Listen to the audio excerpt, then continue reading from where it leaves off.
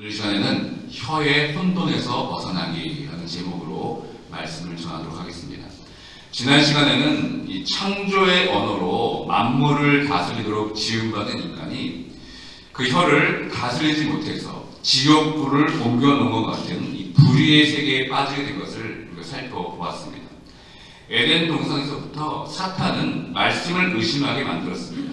그 결과 인간으로 하여금 말로 하나님의 말씀을 우습게 만들고 서로에게 책임을 전가하고 핑계하도록 만들었습니다. 결국 그 말로 인해서 하나님께서 세우신 창조 질서까지 파괴가 되었습니다. 이 작은 혀의 영향력은 실로 대단합니다. 그리고 여전히 우리가 다스리기 어렵고 통제하기 어려운 것이 바로 이 혀입니다. 그러니까 말의 통제가 안 된다는 것은 사실상 혼돈에 빠져 있는 상태입니다. 그러니까 말의 통제력을 잃으면 그 말은 독이 됩니다. 그리고 그 독은 결국 삶의 수레바퀴를 불사르는 불씨가 됩니다. 말로 인한 독이 내 입에서 뱉어나오는 순간 그것은 다른 영혼을 파괴하는 불이 되어버립니다. 만약 여러분 이 예배 시간에 누군가가 불이야를 외치면 여러분 어떻게 되겠습니까?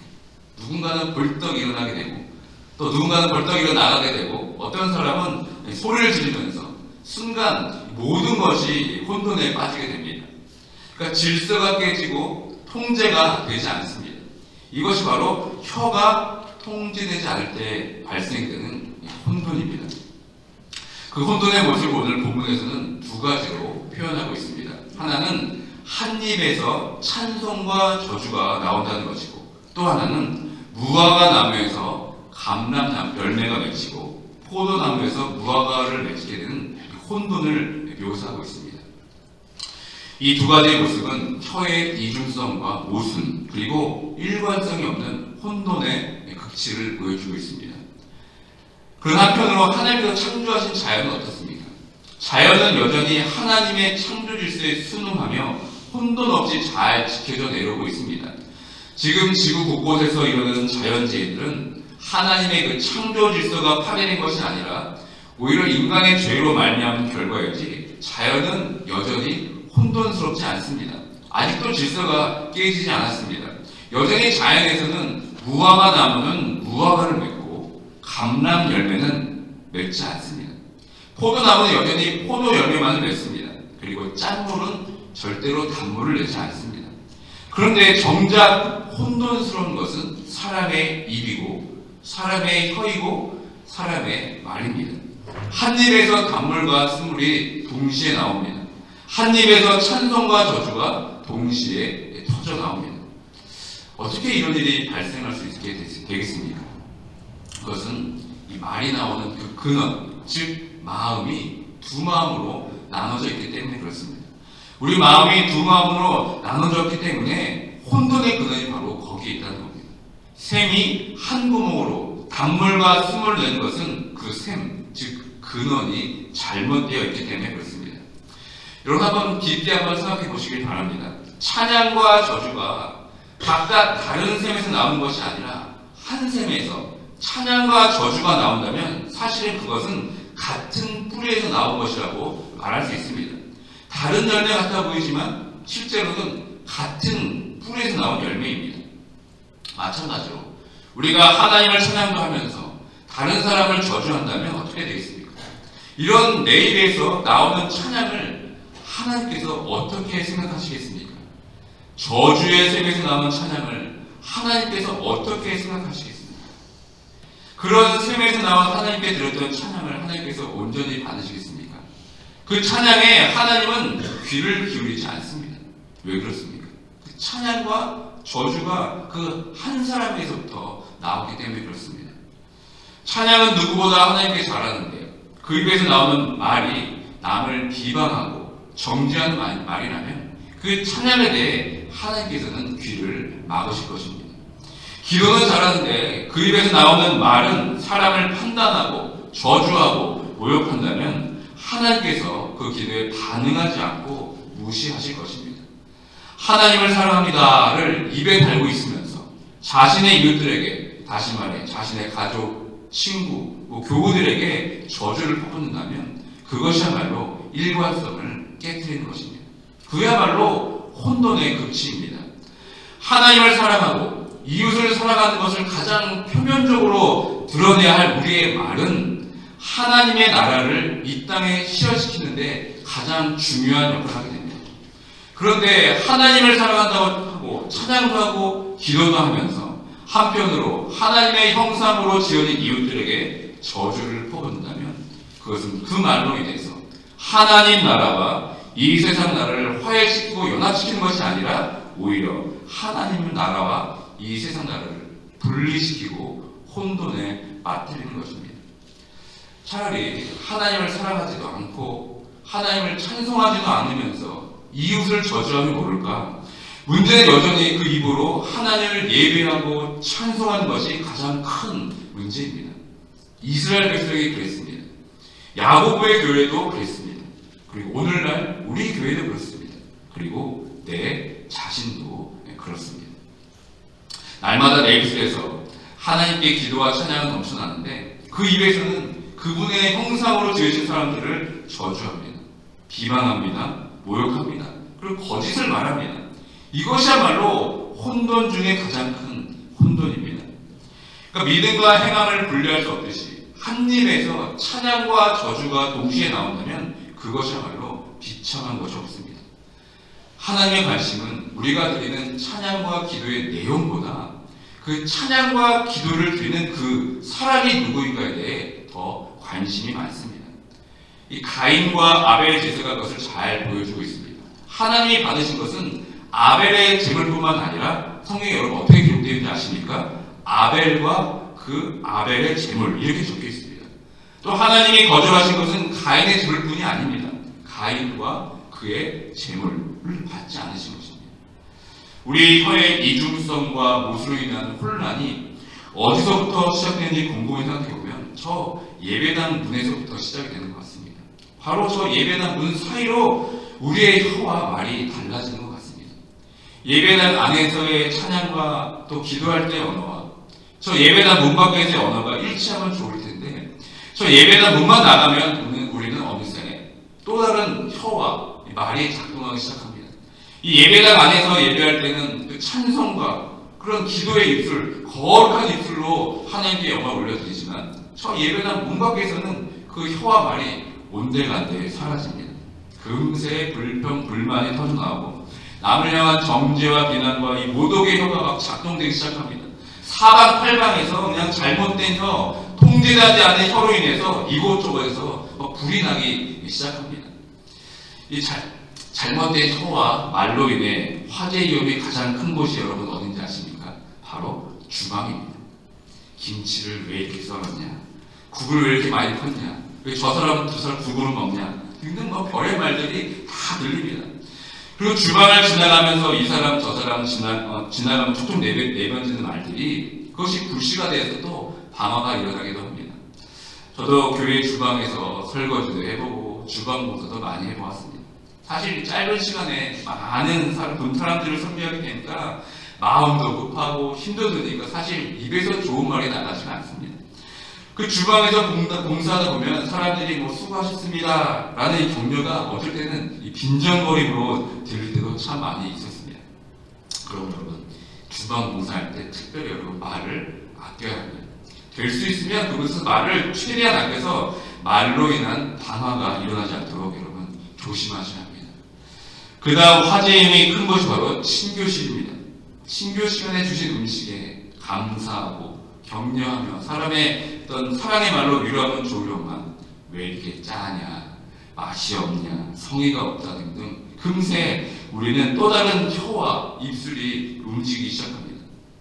여러분 그거 아십니까? 교회마다 고유의 언어의 습관들이 있습니다. 교회에 흐르는 말들이 있습니다. 나도 모르게 이 교회에서 오래 신앙생활을 하면 할수록 무의식 중에 공통적으로 하는 말들이 다 있습니다.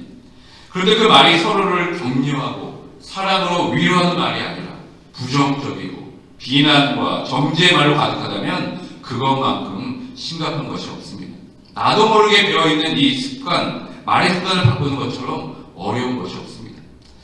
저는 이 한인제일장로교의 말이 바뀌기를 원합니다. 서로를 격려하고 위로하고 섬기는 말로 변화되었으면 좋겠습니다.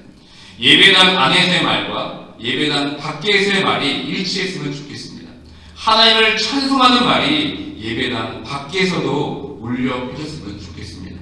사람을 향한 저주와 비방은 떠나가고 한 입술에서 하나님을 찬송하고 사람을 격려하고 사랑하는 그런 말로 바뀌는 교회가 되었으면 좋겠습니다.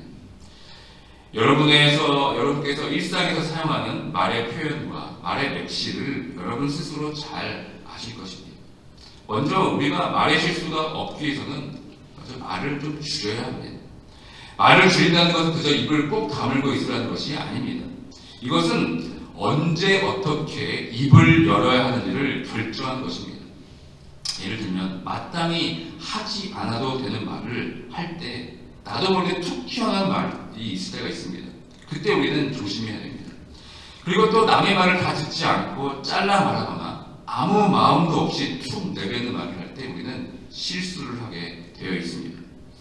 그리고 두 번째로는 말을 우리가 천천히 해야 합니다. 이것은 단지 말투를 천천히 하는 것이 아닙니다. 격한 마음, 분한 마음일 때 우리의 말을 조심하라는 것입니다. 특히 이 분노의 말의 파괴력은 다른 사람에게 너무나 깊은 상처를 주게 됩니다. 그 분노의 말은 오랜 관계를 한순간에 끊어버리는 엄청난 위력을 가지고 있습니다. 그러므로 우리는 말을 더디하고 말을 천천히 해야 합니다. 이것들은 내 혀와 말을 통제하기 위한 소극적인 방법입니다. 그러나 여러분, 적극적인 방법이 있습니다. 그것이 무엇이겠습니까? 그것은 우리의 깊은 근원의 샘, 이 마음에 하나님의 말씀을 채우는 것입니다. 그 마음에 하나님의 말씀이 가득 차 있을 때 우리의 혀와 말이 변화되게 됩니다. 혀는 내가 누구인지를 정확하게 알려줍니다. 이 혀는 내 안에 있는 내적 본질을 표현하는 통로입니다. 내 안에 하나님의 말씀으로 가득 차 있으면 우리 입에서는 정제된 하나님의 말씀이 나오게 되어 있습니다. 그런데 내 안에 세상의 것이 가득 차 있으면 우리는 세상의 것이 우리 말로 드러나게 되어 있습니다. 내 안에 돈에 대한 것으로 가득 차 있으면 돈을 외치며 살아가게 됩니다. 내 안에 미움과 시기와 질투가 가득 차 있으면 그 입술에는 사람을 향한 미움과 시기와 질투가 터져나오게 되어 있습니다. 예수님께서는 누가복음 6장 45절에 이렇게 말씀하셨습니다. 선한 사람은 마음에 쌓은 선에서 선을 내고 악한 자는 그 쌓은 악에서 악을 내다니 이는 마음에 가득한 것을 입으로 말함이니라. 아멘. 이렇게 말씀하신 여러분, 예수 그리스도를 한번 생각해 보시기 바랍니다. 말씀이 육신이 되어서 우리 가운데 오신 하나님이 바로 예수 그리스도이십니다. 다시 말해 예수님 자체가 하나님의 말씀이셨습니다. 예수 그리스도는 하나님의 본체이셨고 동등된 분이셨습니다. 그의 입에 나오는 모든 말을 여러분 한번 보시길 바랍니다. 예수 그리스도께서부터 나오는 말은 우리의 죽은 영을 살리는 구원의 말, 생명의 말이었습니다. 예수 그리스도 입에서 나오는 말로 인해서 구원의 문이 활짝 열렸습니다. 부활의 생명이 그의 입술에서 선포되었습니다. 곧 사람을 영원토록 살리는 생명의 근원이 그의 말에서부터 시작이 되었습니다. 그러니까 우리의 말이 예수 그리스도의 말이 되면 됩니다. 그렇게 되기 위해서는 우리 마음에 먼저 예수님의 마음을 품어야 합니다. 예수님의 마음을 품어야 우리는 예수님의 말을 할 수 있게 됩니다. 예수님께서는 하나님을 사랑하고 이웃을 사랑하는 것이 율법의 강령이라고 하시면서 이미 하나님 사랑과 이웃 사랑의 일치와 하나님을 말씀하셨습니다. 그런데 우리는 어떻습니까? 하나님 사랑의 언어의 표현과 이웃 사랑에 대한 언어의 표현이 너무나 다르지 않습니까? 하나님을 사랑한다고 말하면서 정작 이웃을 사랑하는 것이 분리가 되어 있지는 않습니까? 하나님 사랑과 이웃 사랑의 일치가 아니라 분리되고 단절되어 있기 때문에 우리의 입에서는 하나님을 향한 찬송과 이웃을 향한 저주가 동시에 나오는 것이 아니겠습니까? 이 하나님 사랑과 이웃 사랑의 하나님의 말씀이 우리 심령 가운데 깊은 곳에 샘물이 되고 근원이 될 때 말의 혼돈이 사라지는 겁니다. 하나님 사랑과 이웃 사랑의 일치가 될 때 짠물에서 단물이 나오지 못하듯 무화과 나무에서 감람 열매가 맺지 우리의 혀의 이중성과 모순이 사라지게 될 줄 믿습니다. 하나님을 사랑하는 만큼 이웃을 사랑하는 마음이 우리 안에 충만하다면 우리는 하나님을 찬송하고 이웃을 저주하는 말의 이중성과 말의 모순의 혼돈이 사라지게 될 줄 믿습니다. 말씀을 맺습니다. 앞으로 우리의 이 혀로 인한 혼돈이 사라졌으면 좋겠습니다. 이제는 예배당 안에서의 말과 예배당 밖에서의 말이 일치했으면 좋겠습니다. 하나님 사랑의 언어와 이웃 사랑의 언어가 동일했으면 좋겠습니다. 그렇게 하기 위해서는 우리 심령 가운데 하나님의 말씀으로 충만하게 채워져 있어야 합니다. 예수 그리스도가 하나님의 말씀 그 자체인 것처럼 우리도 우리 안에 이 말씀이 충만함으로 늘 채워져 있어야 합니다. 내 심령 안에 하나님 사랑과 이웃 사랑의 어떤 분리와 단절이 아닌 하나가 되어서 하나님을 사랑하는 것만큼 이웃을 사랑하는 마음으로 충만하여서 그 마음에서 나오는 나의 말이 혼돈이 아닌 일치가 되길 주님의 이름으로 축원드립니다. 그래서 더 이상 말의 실수가 반복되지 않고 이제는 말로 사람을 세우고 격려하고 무엇보다 하나님을 높이고 찬양하는 것이 우리 일상의 언어가 되어서 분리가 아닌 일치의 삶으로 나아가는 모두가 되길 주님의 이름으로 축원드립니다. 아멘. 이 시간 오늘 말씀을 기억하며 기도하기 원합니다. 더 이상 내 말에 이중성과 모순으로 초래되는 혼돈이 사라지길 원합니다. 찬양과 저주가 동시에 나오는 우리말이 되지 않길 원합니다. 이 시간 우리의 혀와 말을 돌아보기 원합니다. 내가 일상에서 하는 언어가 이 예배당 안에서 하나님께 올려준다면 어떻게 되겠습니까? 이 예배당 안에서는 찬양과 기도의 거룩한 말이 내 안에 있지만 저 예배당 문 밖에 나가면 우리가 어떻게 변화되고 있습니까? 더 이상 찬양과 저주가 동시에 나오는 이 혼돈에서 벗어나서 우리의 내면이 하나님의 말씀으로 충만해지길 원합니다. 우리의 말로 오직 하나님을 찬양하고 사람을 격려하고 위로하고 무엇보다 생명의 말씀을 전함을 통하여 죽은 영을 살리는 우리의 혀와 말이 될 수 있도록 다 함께 기도하며 나가도록 하겠습니다.